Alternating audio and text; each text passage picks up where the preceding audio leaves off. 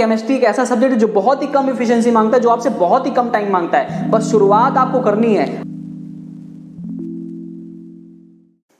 तो केमिस्ट्री को लेकर अगर तुम्हारे ख्यालात भी कुछ ऐसे हैं कि केमिस्ट्री एक तरह का बहुत ही लेंदी या फिर बहुत ही डिफिकल्ट सब्जेक्ट है, या फिर केमिस्ट्री हम जब क्लास 11 में पढ़ते हैं तो उसके बहुत सारे पार्ट्स हो जाते हैं जिसकी वजह से बच्चे देख के इसे घबरा जाते हैं, या फिर तुम्हें ऐसा लगता है कि केमिस्ट्री पढ़ने से अच्छा मैं फिजिक्स पढ़ लूँ, मैं मैथमेटिक्स पढ़ लूँ, तो तुम बहुत ही सही वीडियो पर आए हो, क्योंकि आज के इस वीडियो में मैं तुम्हारा केमिस्ट्री को लेके सारे के सारे मिसकंसेप्शन को दूर करने वाला हूँ और केमिस्ट्री को लेके तुम्हारी सारी की सारी स्ट्रैटेजी को बदलने वाला हूँ। तो अगर तुम क्लास 11 के बच्चे हो या फिर क्लास 12 के बच्चे हो या फिर तुम किसी कंपटीशन की तैयारी कर रहे हो और तुम्हारी केमिस्ट्री की स्ट्रैटेजी या फिर उस स्ट्रैटेजी जो तुमने अपनाई है केमिस्ट्री की उससे तुम्हें रिजल्ट नहीं मिल रहा है, तो इस वीडियो का एक एक मिनट तुम्हारे लिए बहुत ही इंपॉर्टेंट होने वाला है, क्योंकि इस वीडियो के अंदर तुम देख रहे होगे कि केमिस्ट्री के अंदर मैं क्या क्या चीजों को चेंज करूं या फिर क्या क्या प्रॉब्लम्स को मैं अपने हटा दूं या फिर क्या स्ट्रैटेजी में अपने चेंज लाऊं ताकि मुझे केमिस्ट्री से बेस्ट रिजल्ट मिले और उसको करने के लिए मुझे मोटिवेशन भी मिलता रहे। तो बने रहो इस वीडियो के साथ और इस वीडियो को लास्ट तक जरूर देखना, क्योंकि लास्ट तक देखने के बाद तुम्हारी केमिस्ट्री को लेकर जो स्ट्रैटेजी होगी और जो भी तुम्हारी इसको लेकर डाउट होंगे वो सारे के सारे इस वीडियो में तुम्हारे सॉल्व हो जाएंगे। तो स्टार्टिंग से ही केमिस्ट्री को लेकर हमारे अंदर बहुत ही ज्यादा डर बैठाया जाता है, कहने का मतलब हमारी केमिस्ट्री को लेकर मेंटालिटी को बहुत ही चेंज कर दिया जाता है। केमिस्ट्री के लिए लोगों ने ये माना है या फिर हम जो भी स्टूडेंट होते हैं वो देख रहे होते हैं आसपास के सिनेरियो से कि केमिस्ट्री एक ही बहुत बोरिंग सब्जेक्ट है, जो बहुत इलॉजिकल सब्जेक्ट है, जो बिल्कुल भी समझ नहीं आता, जिसके आंसर मैच नहीं करते, जिसकी थ्योरीज उसके आंसर से मैच नहीं करती, जिसमें एक्सेप्शन बहुत है। तो ये सब चीजें जब हमारे दिमाग में बैठ जाती हैं तो उस सब्जेक्ट से हम बहुत ही दूर भागने लगते हैं। यही सारी चीजें होती हैं जो स्टूडेंट को इंसिस्ट करती हैं सब्जेक्ट ना पढ़ने के लिए। कहने का मतलब ये है कि केमिस्ट्री को लेके बहुत ही मिसकंसेप्शन फैला हुआ है, क्योंकि ये मैं इसलिए कर रहा हूं, ये मेरा पर्सनल एक्सपीरियंस है। मैंने केमिस्ट्री को खुद से पढ़ा है बिना किसी ट्यूटर की हेल्प से और मेरे बोर्ड्स में 96 नंबर आए थे केमिस्ट्री को लेके। तो ये नंबर मैंने कैसे हासिल किए उसी की स्ट्रैटेजी मैं आपको यहाँ पे बताऊंगा। क्या प्लान्स मैंने लिए थे, क्या स्ट्रैटेजी, कौन सी बुक को मैंने फॉलो किया था, कैसी नोट्स को प्रिपेयर किया था, वो सारी चीजें आज मैं आपको बताऊंगा। इस वीडियो में तुम देख रहे होगे सारी स्ट्रैटेजीज से लेकर उसकी टिप्स तक और तुम्हारी गलतियों से लेकर केमिस्ट्री के कुछ टॉपिक की ट्रिक्स तक। तो इस वीडियो में जो मैं सबसे पहले बात करूंगा कि जब भी तुम क्लास 10 से 11th की तरफ मूव कर रहे होते हो तो तुम्हारे सामने जो केमिस्ट्री का सिनेरियो है ना वो बिल्कुल पलट चुका होता है। कहने का मतलब क्लास 10th के अंदर हम लोग नॉर्मल केमिस्ट्री पढ़ते थे जिसमें हम लोग एसिड बेस सॉल्ट पढ़ते थे या फिर ऑर्गेनिक केमिस्ट्री पढ़ लेते थे या फिर उसमें कुछ और टर्म्स आते जो हमको ऐसा लगता था, जो हमें फील कराता था कि केमिस्ट्री एक टाइप का केवल क्या है, एक टाइप का केवल रटने वाला सब्जेक्ट है जिसको हमको केवल क्या करना पड़ता है, मेमोराइज करना पड़ता है। पर जैसा ही तुम क्लास 11 में मूव करते हो तुम्हारे सामने केमिस्ट्री का सिनेरियो बदल चुका होता है। केमिस्ट्री के अंदर फिर तुम्हारे सामने 3 पार्ट आ जाते हैं जिसको हम लोग पहला बोलते हैं फिजिकल केमिस्ट्री, दूसरा बोलते हैं ऑर्गेनिक केमिस्ट्री और तीसरा इनऑर्गेनिक केमिस्ट्री। ये तीनों चीजें मैं तुम्हें इसलिए बता रहा हूं क्योंकि केमिस्ट्री के अंदर ये तीनों चीजों को पढ़ने का तरीका बिल्कुल अलग होता है। इनके लिए डिफरेंट स्ट्रैटेजीज को हमें फॉलो करना पड़ता है और डिफरेंट मेथड को अपनाना पड़ता है ताकि हम अपनी एफिशिएंसी 100% दे पाएं इन तीनों पार्ट के अंदर। तो सबसे पहले अगर मैं बात करूं फिजिकल केमिस्ट्री की, तो फिजिकल केमिस्ट्री के अंदर एक फिजिक्स का टर्म आता है। ये फिजिक्स का टर्म क्या होता है? फिजिक्स का टर्म वही वाली फिजिक्स से हमें रिलेट करता है। जैसा कि हमें पता है कि फिजिक्स पढ़ने का तरीका क्या होता है, फिजिक्स पढ़ने का तरीका होता है बेस, फिर कॉन्सेप्ट, फिर न्यूमेरिकल। सबसे पहला काम होता है हमारा बेस को कंप्लीट करना। अगर हमारा फिजिक्स में बेस बहुत ही अच्छा है, अगर फिजिक्स का बेस अच्छा है तो उसके आगे वाले कंसेप्ट भी हमें समझ में आएंगे, और अगर कंसेप्ट हमें समझ में आ रहे हैं, कंसेप्ट तुम्हें समझ में आ रहे हैं तो तुमसे न्यूमेरिकल भी श्योर शॉट होना है। ठीक है, तो यही तरीका होता है फिजिकल केमिस्ट्री पढ़ने का। बल्कि मैं ये कहना चाहूंगा तुमसे कि फिजिकल केमिस्ट्री जो होती है वो तुम्हारी फिजिक्स से भी आसान होती है, क्योंकि यहां पर तुमने जरा सा कंसेप्ट को समझा, जरा सा अपना बेस को सही किया, तुम्हारे सारे न्यूमेरिकल वैल्यू पुट करते ही आ जाएंगे। तो ये जो तीनों के तीनों पार्ट होते हैं केमिस्ट्री के अंदर, ये इक्वल वेटेज रखते हैं आपके केमिस्ट्री के मार्क्स को लेकर। कहने का मतलब ये है कि आपके तीनों के तीनों पार्ट पेपर में इक्वल अमाउंट में ही आते हैं, ना कोई कम होता है ना ही कोई ज्यादा होता है। इसलिए इन तीनों में एफर्ट आपको बराबर देना है, और तीनों को पढ़ने का तरीका भी क्या होता है, अलग होता है। तो जैसा कि मैंने बताया कि जैसे केमिस्ट्री ने अपना सिनेरियो बदल लिया है, जैसे केमिस्ट्री ने अपना तरीका बदल लिया है, उसी तरह हमें अपनी प्लानिंग भी बदलनी पड़ेगी। तो पता होगा कि केमिस्ट्री के अंदर क्या होता है। केमिस्ट्री के अंदर बहुत लोग ऐसा सोचते हैं कि केमिस्ट्री बहुत ही इलॉजिकल सब्जेक्ट है, जैसा मैंने स्टार्टिंग में बोला था। ये बिल्कुल भी मतलब बहुत ही लेंदी होता है, बहुत ही टाइम टेकिंग होता है। बिल्कुल टाइम टेकिंग कब होती है कोई भी चीज? जब हमें उसका तरीका नहीं पता होता, जब हमारे पास उसको चीज को करने की स्ट्रैटेजी नहीं होती है, जब हमें किसी काम को करने का तरीका या फिर उसकी स्ट्रैटेजी पता चल जाती है, एक हमें प्लान पता होता है कि हाँ भाई मुझे इस डायरेक्शन में जाना है, हाँ मुझे इस तरफ जाना है, तो वो चीज हमारे लिए बहुत ही ज्यादा आसान हो जाती है। तो उसी चीज के लिए मैं यहां पर आपको ये सारी चीजें बता रहा हूं। जैसा कि मैंने फिजिकल केमिस्ट्री में बताया कि फिजिकल केमिस्ट्री में बेस को पकड़ो, कंसेप्ट को पकड़ो, कंसेप्ट को स्ट्रॉन्ग करो, तब न्यूमेरिकल में कूदो, और वो न्यूमेरिकल जो होंगे तुम्हारे चुटकियों में सॉल्व हो जाएंगे। ठीक है, जैसे मैं यहां पे एग्जांपल लूं तो क्लास 11 में एक चैप्टर है जिसका नाम है some basic concept of chemistry. उसका बेसिक है, उसका नाम ही बेसिक है, पर उसका भी एक बेस होता है जो क्लास 9 में मिलता है, जिसको हम लोग बोलते हैं मोल कंसेप्ट, जो तुमने पढ़ा था स्ट्रक्चर ऑफ एटम, जो तुमने पढ़ा था एटम्स एंड मॉलिक्यूल। तो ये सारी चीजें क्या करनी है, पहले रिवाइज करनी है, रिवाइज करने के बाद ही क्लास 11 की केमिस्ट्री पे तुमको कूदना है। ठीक है, तो जो तुम्हारा सेकंड है ऑर्गेनिक केमिस्ट्री, ऑर्गेनिक केमिस्ट्री के लिए जो लोगों की मेंटालिटी होती है ये बोलते हैं कि भाई साहब इस केमिस्ट्री, ऑर्गेनिक केमिस्ट्री केवल रिएक्शन ही होती है और कुछ भी नहीं होता है। बिल्कुल रिएक्शन ही होती है, और ये याद करने में भी बहुत ही कठिन होती है, मतलब कि उनको बहुत ही डिफिकल्टीज होती है इसको याद करने में कि भाई साहब रिएक्शन हो जा रही है, जड़ें आया जा रहा है, मीथेन लग रहा है, ये लग रहा है, वो लग रहा है, कुछ समझ नहीं आ रहा है। तो इसको पढ़ने का तरीका ये होता है कि सबसे पहले तुमको क्या करना है, सबसे पहले ऑर्गेनिक केमिस्ट्री के लिए क्लास 10th जो तुम्हारा है, मैं यहाँ पे क्लास 11 की स्टूडेंट की बात कर रहा हूँ कि स्टार्टिंग स्ट्रेटेजी की बात कर रहा हूँ, क्लास 10th जो तुम्हारा है उसका एक चैप्टर जिसको बोलते हैं कार्बन एंड इट्स कंपाउंड, उसको कंप्लीट करो। ठीक है, ये बहुत ही जल्दी होने वाला है, मतलब तुम्हें इसको केवल 30 मिनट देना है। कहने का मतलब बहुत ही डीपली तुम्हें इसको नहीं पढ़ना है, बस तुमने ऊपर ऊपर पढ़ लिया, समझ लिया, वही काफी है तुम्हारे लिए। तो ऑर्गेनिक को पढ़ने के लिए जो सबसे बेस्ट मेथड होता है वो उसको मैं बोलता हूं read write and implement method. Read write और इंप्लीमेंट मेथड का मतलब क्या होता है? सबसे पहला काम है ये करना है कि जो भी हमारा कंसेप्ट है ऑर्गेनिक के अंदर उसको मैं रीड करना है, अच्छे से एनालाइज करना है। कहने का मतलब है अगर तुम्हारे सामने कोई रिएक्शंस आ रही हैं या फिर कोई रिएक्शन है तुम्हारे सामने, तो उसको सबसे पहले एनालाइज करो, उसको देखो, उसको पढ़ो। पहले एक बार ऐसे ही मन नहीं करेगा पर तुम्हें करना पड़ेगा, एक बार तुमने उसको एनालाइज किया फिर उसको लिख लो, उसको राइट करो और फिर उसके बाद उसको इंप्लीमेंट करो।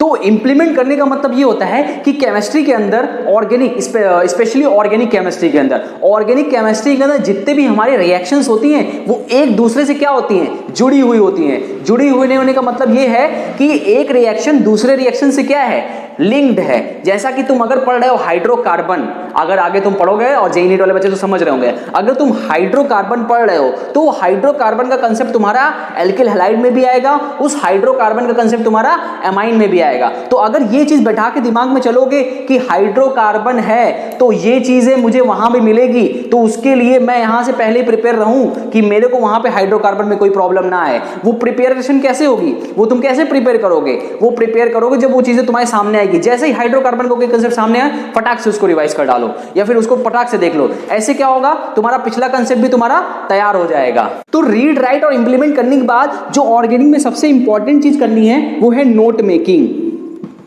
फिजिकल की नोट ज्यादा तो तुम्हें फोकस नहीं करना है, फिजिकल के कंसेप्ट के ऊपर तुम्हें फोकस करना है, पर ऑर्गेनिक की नोट मेकिंग तुम्हें करके रखनी है, क्योंकि ऑर्गेनिक की नोट्स ही तुम्हारे जो लिंक्ड कंसेप्ट हैं, कहने का मतलब जो मैंने बोला लिंक्ड कंसेप्ट को रिवाइज करने के काम आएगी। इसकी शॉर्ट नोट तुम्हारे साथ, तुम्हारे चैप्टर के साथ बनती रहनी चाहिए और यही शॉर्ट नोट तुम्हें हेल्प करेंगे ऑर्गेनिक को पढ़ने के लिए। ऑर्गेनिक में स्टूडेंट का सबसे खराब रिजल्ट आने का यही कारण होता है कि स्टूडेंट जो होते हैं, जैसे कि मैं था, मैं पहले क्या करता था, ये चीजें मुझे पहले पता नहीं थी। मैं था कोटा में, जब मैं पढ़ाई कर रहा था तो कोटा में मैंने क्या की, नोट्स उतार ली, सर की जो थी नोट्स वो पढ़ता था, ठीक है ना, वो उतार लेता था। उस नोट को पहली बात तो सर जो कराते थे फुल कंसेप्ट नोट रहती थी, वो शॉर्ट नोट्स तो रहती नहीं थी। तो मेरे को क्या होते थे, जब मेरे एग्जाम्स आते थे तो मैं पढ़ने पलटने के बजाय, अपने कंसेप्ट को रिवाइज करने के बजाय ऑर्गेनिक के, मैं सीधे क्वेश्चन पे चला जाता था, क्वेश्चन को सॉल्व करता था। और उस क्वेश्चन को सॉल्व करने के लिए जब जैसे भी कोई भी क्वेश्चन मेरा अटका, समझ लो मेरा कोई भी, समझ लो केमिकल, समझ लो मेरा एल्केलाइड का क्वेश्चन अटक गया, तो मैं एल्केलाइड खोलता था, देखता था, फिर उस क्वेश्चन को कर देता था, फिर अगले क्वेश्चन मूव कर जाता था। तो ऐसा करने से क्या होता था, मैं उस टाइम के लिए तो वो चीजें कर लेता था, पर बाद में जब मैं एग्जाम में जाता था तो उसी चीज में मेरे से सिली मिस्टेक्स हो जाती थी। तो ऐसा ना हो इसीलिए मैं तुमको बोल रहा हूं कि सर ने जो नोट बना रहे हैं, जिस भी कोचिंग में तुम पढ़ रहे हो, जिस भी जगह तुम पढ़ रहे हो, जो टीचर तुम्हें नोट बना रहा है वो तो जरूर नोट डाउन करो, पर एक तुम्हारी अपनी पर्सनल नोट भी होनी चाहिए जिसमें तुम्हारे शब्दों में, तुम्हारे समझने वाले शब्दों में चीजें लिखी होनी चाहिए, ताकि तुम हर चीज को, जब भी वो चीज तुम्हें रिवाइज करनी हो तो एक साफ सुथरी सी और एक छोटी सी नोट बनी रहे, जिससे तुम उसको क्या करो, रिवाइज कर सको। तो इनऑर्गेनिक की स्ट्रैटेजी को बताने से पहले मैं तुम्हें केमिस्ट्री के बारे में कुछ इंपॉर्टेंट फैक्ट बताना चाहता हूं, वो फैक्ट जो तुम्हें मोटिवेट करेगा केमिस्ट्री पढ़ने के लिए। फिर तुम जानते होगे कि केमिस्ट्री तुम्हारा बहुत ही टाइम सेविंग सब्जेक्ट है। अगर तुमने केमिस्ट्री में बहुत ही अच्छी पकड़ बना ली तो ये तुम्हारा एग्जाम में बहुत ही ज्यादा टाइम बचाएगा। कहने का मतलब अगर तुम्हारा 3 घंटे का पेपर है और 3 घंटे के पेपर में अगर 3 सेक्शन है फिजिक्स केमिस्ट्री मैथ के, तो उस केमिस्ट्री के 30 क्वेश्चन, जितने भी तुम्हारे नंबर ऑफ क्वेश्चन इक्वली होते हैं, तो उस क्वेश्चन को तुम, अगर मैं बोलूं सबको 1-1 घंटा दे रहे हो, तो इस 1 घंटे को तुम 30 मिनट में रिड्यूस कर सकते हो। और इस 30 मिनट जो एक्स्ट्रा बचेंगे इसका यूज बाकी सारे सब्जेक्ट के ऊपर कर सकते हो, क्योंकि बाकी सारे सब्जेक्ट थोड़े टफ होते हैं in comparison to chemistry examination में। तो केमिस्ट्री एक ऐसा सब्जेक्ट है जो तुम्हारा टाइम ही नहीं बचाता, बल्कि तुम्हारे मार्क्स को भी इंक्रीज करता है, तुम्हारी रैंक को भी बढ़ाता है, चाहे वो तुम्हारा बोर्ड का एग्जाम हो, चाहे वो तुम्हारा कंपटीशन का एग्जाम हो। केमिस्ट्री के बारे में अगर मैं दूसरे फैक्ट की बात करूं तो केमिस्ट्री एक ऐसा सब्जेक्ट है जिसमें तुम कम टाइम देकर भी ज्यादा एफिशिएंसी निकाल सकते हो। कहने का मतलब यह है कि अगर तुमने 1.5 घंटे फिजिक्स पढ़ी है और उस 1.5 घंटे की फिजिक्स पढ़ के तुमने अगर 90 मार्क्स लाए हैं आउट ऑफ 100, तो उसी 1.5 घंटे की एफिशिएंसी अगर तुम केमिस्ट्री को दो, उसी एफिशिएंसी के साथ और उसी इंटरेस्ट के साथ अगर 45 मिनट भी तुम केमिस्ट्री को देते हो दिन के, तो उसी के हिसाब से तुम 90 मार्क्स को स्कोर कर सकते हो केमिस्ट्री को लेकर। कहने का मतलब 1.5 घंटे फिजिक्स पढ़ी तो 90 मार्क्स आए, पर अगर 45 मिनट तुमने केमिस्ट्री पढ़ ली तो तुम्हारे 90 मार्क्स केमिस्ट्री में भी आ जाएंगे, कम टाइम में ही आ जाएंगे। ठीक है। और तीसरा फैक्ट ये मैं तुम्हें बताऊंगा कि आईआईटी जेईई का जो पेपर होता है या फिर नीट का जो पेपर होता है, जो तुम्हारे मेन सब्जेक्ट हो, जैसे कि हर दिमाग के हर बंदे के अंदर घुसा होता है एक मिथ घुसा होता है कि हमारे आईआईटी जेईई के और मैथ्स, आईआईटी जेईई और नीट के लिए जो हमारे बहुत ही मोस्ट इंपॉर्टेंट सब्जेक्ट है आईआईटी जेईई के लिए है मैथ्स और फिजिक्स, जिसमें हमें ज्यादा फोकस करना है, और हमारा नीट के लिए है बायो और फिजिक्स। तो सबके दिमाग में घुसा होता है, ये एक तरह का मिथ है, क्योंकि आपका जो पेपर बन रहा है, जो आईआईटी जेईई का पेपर बन रहा हो या फिर नीट का पेपर बन रहा हो, वो तीनों सब्जेक्ट को इक्वल वेटेज देता है। मार्क्स के अकॉर्डिंग तो हो सकता है ऊपर नीचे कर दे, पर number of question, number of जो मार्क्स होते हैं वो तो सेम ही होते हैं ना। केमिस्ट्री एक ऐसा सब्जेक्ट है जो बहुत ही कम एफिशिएंसी मांगता है, जो आपसे बहुत ही कम टाइम मांगता है, बस शुरुआत आपको करनी है। इस चीज को लेकर एक बहुत बड़ा मिथ है, जिसकी वजह से मेजॉरिटी ऑफ स्टूडेंट जो होते हैं वो इन्हीं 2 सब्जेक्ट तरफ भागते हैं और केमिस्ट्री को भूल जाते हैं। पर यहाँ पे आपको थोड़ा डिफिकल्ट लगेगा, पर एक बार आपने इस स्ट्रैटेजी के साथ, तुमने इस स्ट्रैटेजी के साथ इसको स्टार्ट कर दिया तो तुम्हें कोई भी प्रॉब्लम नहीं आने वाली है। ठीक है। तो ये तुम्हारा क्या था, ये तुम्हारे थे कुछ ऐसे फैक्ट जो तुम्हें केमिस्ट्री को पढ़ने के लिए तुम्हें मोटिवेट करेंगे। ठीक। तो इनऑर्गेनिक को लेकर 3 चीज बहुत ही प्रॉब्लम क्रिएट करती हैं। पहला जो होता है फैक्ट, दूसरा होता है तुम्हारा एक्सेप्शन, और तीसरा होता है रटना। मतलब कि इसके अंदर फैक्ट बहुत है। इनऑर्गेनिक केमिस्ट्री के अंदर बहुत सारे केसेस तुम्हें मिल जाएंगे, बहुत सारे फैक्ट मिल जाएंगे। भाई साहब ये आए थे, इन्होंने ये किया, वो आए थे, इन्होंने ये किया, ये एलिमेंट ये बिहेवियर शो करता है इसके साथ, वो एलिमेंट वो बिहेवियर शो करता है। इसमें तुम्हें बहुत सारे एक्सेप्शन मिल जाएंगे, इसमें तुम्हें रटना बहुत ज्यादा पड़ेगा। पर अगर तुम्हारी मेमोराइजिंग स्किल एक एवरेज बच्चे की ही तरह है, तब भी मैं तुम्हें इसको रखने का एक ऐसा तरीका बताऊंगा जिससे तुम्हारा काम इनऑर्गेनिक बहुत ही आसान हो जाएगा। तो अगर तुमको एक चीज मैं बताऊं कि इनऑर्गेनिक कोई भी चीज अगर तुम्हें लर्न करनी हो तो उसको तुम डायरेक्टली उसके फैक्ट से, मतलब उसके भाषा में मत लर्न करो, मतलब कि उसको तुम ऐसा तरीका दो जो तुम्हें समझ में आए। जैसे कि मैं तुम्हें एक एग्जांपल देता हूं कि जैसे मेरे को पीरियोडिक टेबल के एलिमेंट, सबको पता है पीरियोडिक टेबल के जो एलिमेंट रटने पड़ते हैं। जैसे अगर तुम याद करो मैग्नीशियम, लिथियम, बोरॉन, कार्बन, ऐसे करके अगर तुम याद करना चाहो तो ये इम्पॉसिबल है याद करने में। पर अगर उनको तुम एक पैटर्न दे दो, एक बाकायदा एक पैटर्न दो, मैं तुम्हें ये नहीं कहता कि तुम दूसरों को फॉलो करो या फिर दूसरे का पैटर्न लो, तुम अपना खुद का पैटर्न बनाओ, क्योंकि जब खुद का बनाओगे वो तुम्हें अच्छे से याद रहेगा। मैंने भी बहुत सारे पैटर्न अपने आप से क्रिएट किए थे, मेरे टीचर ने बहुत बताए थे, पर टीचर के बताए हुए केवल मैंने 20% ही लिए थे, बाकी 80% मैंने खुद से क्रिएट किए। खुद से क्यों क्रिएट किए? क्योंकि उसमें मेरा दिमाग लगा, और जब मेरा दिमाग लगा वो मुझे पैटर्न अच्छा लगा। क्योंकि जब भी हम लोग कोई फालतू चीज सोचते हैं वो दिमाग में अच्छे से घुसती है। फालतू चीज का मतलब जब भी हम इसमें आलतू फालतू गाने बनाएंगे या फिर आलतू फालतू पैटर्न बनाएंगे, वो हमारे दिमाग से आएंगे, और दिमाग में आएंगे तुम बार बार उसे सोचेंगे और हमें जल्दी मेमोराइज होंगे। तो अगर तुम ऐसा इसमें करोगे तो तुम्हें इसको रटना या फिर इसको टैकल करना बहुत ही आसान हो जाएगा। ठीक है। और दूसरी बात ये बताता हूं कि अगर तुम्हें केमिस्ट्री स्टार्ट करनी है तो सबसे पहले तुम फिजिकल और ऑर्गेनिक को पकड़ो, इनऑर्गेनिक को छोड़ दो अभी थोड़ी देर के लिए। इनऑर्गेनिक को तुम्हें कब पढ़ना है? इनऑर्गेनिक को तुम्हें लास्ट में पढ़ना है। लास्ट का मतलब जब तुम्हारे एग्जामिनेशन के 2 to 3 मंथ बचे हुए हैं। ठीक है ना। अब इनऑर्गेनिक में कौन से टॉपिक की बात करूं जिसमें रटना ज्यादा है? जैसे कि मैं बोलता हूं पीडीएफ ब्लॉक है, ब्लॉक केमिस्ट्री, ठीक है, हाइड्रोजन नाम का एक चैप्टर है, ठीक है, मेटलर्जी नाम का एक चैप्टर है, सरफेस केमिस्ट्री नाम का एक चैप्टर। तो ये सब जो सब्जेक्ट है या ये सब जो चैप्टर्स हैं, इन सबको लास्ट के लिए बचा के रखो, क्योंकि जब तुम इन्हें लास्ट में करोगे तो ये तुम्हारे दिमाग में ज्यादा बैठे रहेंगे, क्योंकि इनको क्या है, रटना है। इनके ऊपर तो कोई कंसेप्ट है नहीं कि भाई साहब ऐसा ट्रेंड फॉलो कर रहे हैं या फिर ऐसा कुछ कर रहे हैं। यहां पर ये जो चीज तुम पढ़ोगे कंसेप्ट वाइज रहेगी, रिलेटेबल रहेगी, तुम रिलेट करके आंसर निकाल सकते हो। पर यहाँ इनऑर्गेनिक अगर तुम्हें याद है तभी तुम वो काम कर सकते हो, ठीक है। तो इन सब चीजों को करना है लास्ट में करना है। पर इसमें कुछ ऐसे चैप्टर जिनको तुमको साथ में लेके चलना है। साथ में कैसे, जैसे कोऑर्डिनेशन कंपाउंड है, जैसे तुम्हारा केमिकल बॉन्डिंग है, ठीक है। तो ये जो चीजें हैं, ये चीजें तुमको इसके साथ में लेके, क्योंकि ये थोड़ी इंटरेस्टिंग भी है। मतलब कि मुझे नहीं पता इनऑर्गेनिक में ये चैप्टर कहां गए, पर वो चैप्टर थोड़े अच्छे हैं, ठीक है। तो इनऑर्गेनिक को पढ़ने का तरीका तुम्हारा यही होना चाहिए कि तुमको क्या करना है, अपने तरीके से ही सारी चीजों को बना लेना है। तो यहां पे मैं तुम्हें वो चीजें बताऊंगा जो तुम्हारी गलती होती है। तुमने टिप्स जान ली, तुमने ट्रिक्स जान ली, या फिर तुमने स्ट्रैटेजी तो जान ली कि मुझे कैसे पढ़ना है चीजों को लेकर, पर तुम्हारे से इन सब चीजों को फॉलो करने में क्या क्या गलतियां होंगी, जिसका तुम्हें बहुत ही दिमाग में अपने से अच्छे से बैठा कर रखना है ताकि मुझसे ये गलती ना हो। तो उस चीजों के बारे में मैं डिस्कस करूंगा। तो उसमें से जो पहली गलती है या फिर जो तुम्हारा पहला पार्ट है वो है तुम्हारा बेसिक्स। तुम भूल जाओगे बेसिक्स को कवर करना। क्यों? क्योंकि हमारे सामने जब भी नया कंसेप्ट आता है तो हम उस पर गुलाटी मारते हैं। गुलाटी मारने का मतलब कूद जाएंगे, चाहे जो भी हो, नया मिल जाए, बस हमको तो पढ़ना है। पर ना उसका तुमने बेस कंप्लीट किया। कुल मिला के जब भी तुम्हें क्लास 11 की स्टडी करनी है या फिर क्लास 12 की केमिस्ट्री पढ़नी है तो सबसे पहले अपने बेसिक्स पे फोकस करना है। तुमको बेसिक सबसे पहले क्लियर करना है तुम्हें अपना। कहने का मतलब तुमको अपना क्लास 10 तो क्लास 9 को अच्छे से करके रखना है। अच्छे से करने का मतलब अच्छे से एक बार देख लेना है, ठीक है। दूसरा जो तुम सबसे बेकार मिस्टेक करोगे या फिर तुम्हारा सबसे जिस चीज का तुम्हें ध्यान रखना है वो है कंसिस्टेंसी। अब कंसिस्टेंसी मैंने क्यों बोला? मैंने इसलिए बोला क्योंकि बच्चे मोटिवेट होकर एक दिन तो किताब उठा लेंगे, भाई साहब चलो ठीक है आज पढ़ लिया, कल पढ़ लिया, परसों पढ़ लिया।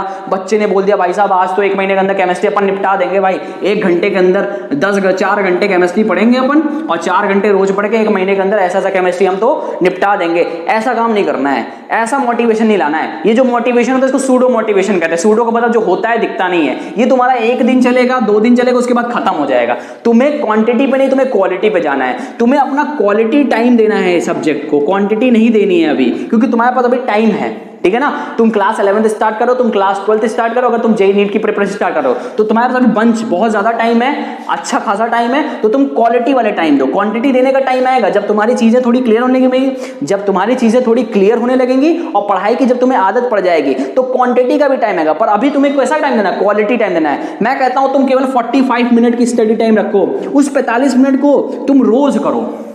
रोज तुम 45 मिनट पढ़ो तो वो तुम्हारे लिए ज्यादा इफेक्टिव होगा। अगर तुम 4 घंटे की पढ़ाई करते हो 3 दिन पे, ये ज्यादा इफेक्टिव होगा इससे, ठीक है। तो कंसिस्टेंसी हमें नहीं खोनी है। और तीसरी बात है तुम्हारी नोट्स रिवीजन।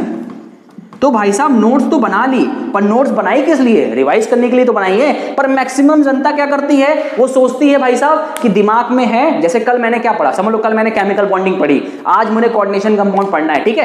केमिकल बॉन्डिंग और कोऑर्डिनेशन कंपाउंड दोनों एक दूसरे से लिंक चैप्टर है। अगर आपको समझ नहीं ना तो आगे समझ में आएगा। केमिकल बॉन्डिंग कोऑर्डिनेशन थोड़े बहुत क्या अच्छे खासे लिंक है कंसेप्ट उनके, ठीक है। तो तुमने सोचा कि भाई साहब अभी कल ही तो मैंने केमिकल बॉन्डिंग खत्म की है, आज कोऑर्डिनेशन पढ़ लेते हैं। तो भाई बहुत बड़ी मिथ में हो तुम लोग। तो तुमने सोचा भाई केमिकल बॉन्डिंग तो कल ही मैंने खत्म की है, तो मेरे को तो सब दिमाग में आता ही है। तुमने 2 सवाल अपने से पूछ लिए, हाँ ये ऐसा होता है, हाँ ये ऐसा होता है, और तुमने बोला चलो ठीक है मैं तो कोऑर्डिनेशन के तैयार हूं। तुमने बुक उठाई, तुमने जब बुक उठाई तो तुम्हें भाई साहब स्टार्टिंग तो ठीक है, चलो ठीक है 10-15 मिनट स्टार्टिंग अच्छे से गए, पर उसके बाद जब जैसे ही तुम्हारे कोर कंसेप्ट स्टार्ट हुए तुम्हारी भाई साहब फैल गए तुम तो वहीं पे। और फैलने का मतलब है छोड़ के भाग गए। वहां तुम्हारा क्या किस से नुकसान हुआ? बेसिक का नुकसान तो हुआ ही, तुम्हारी कंसिस्टेंसी भी खत्म हो गई। तो ये चीजें ना हो, इसके लिए तुम नोट्स को अपने प्रॉपर रिवाइज करो। जो भी तुमने नोट्स बनाए हैं, चाहे वो शॉर्ट नोट हो चाहे वो लॉन्ग नोट हो, उसको एक बारी से अपनी आंखों के सामने से गुजारो, ताकि तुम्हारा जो नया कंसेप्ट है अगर उससे रिलेटेड है तो उसमें तुम्हें कोई भी प्रॉब्लम ना आए। तो अगर ये सारी स्ट्रैटेजीज और ये सारी चीजों को तुमने अच्छे से समझ लिया और अपने नॉर्मल रूटीन में इसको शामिल कर लिया तो मैं तुम्हें ये गारंटी के साथ कह सकता हूं कि केमिस्ट्री में तो तुम तो फोड़ दोगे अच्छे से। तुम्हारे केमिस्ट्री में अच्छे खासे नंबर आएंगे, चाहे तुम जेईई की प्रिपरेशन कर रहे हो चाहे तुम बोर्ड्स की प्रिपरेशन कर रहे हो। तो अगर तुम्हें लगता है कि इस वीडियो से तुम्हें थोड़ी हेल्प भी मिली है या फिर तुम्हारा जो भी मिसकंसेप्शन है या फिर तुम्हारा थॉट केमिस्ट्री में थोड़ा भी चेंज हुआ है, तो प्लीज इस वीडियो को जरूर लाइक करना और उस बच्चे को जरूर शेयर करना जिसको केमिस्ट्री पढ़ने में प्रॉब्लम आ रही है। तो इसी तरह की वीडियोस के लिए, इसी तरह की टिप्स एंड ट्रिक के लिए मेरे चैनल को जरूर सब्सक्राइब करना। तो okay, thank you, good bye.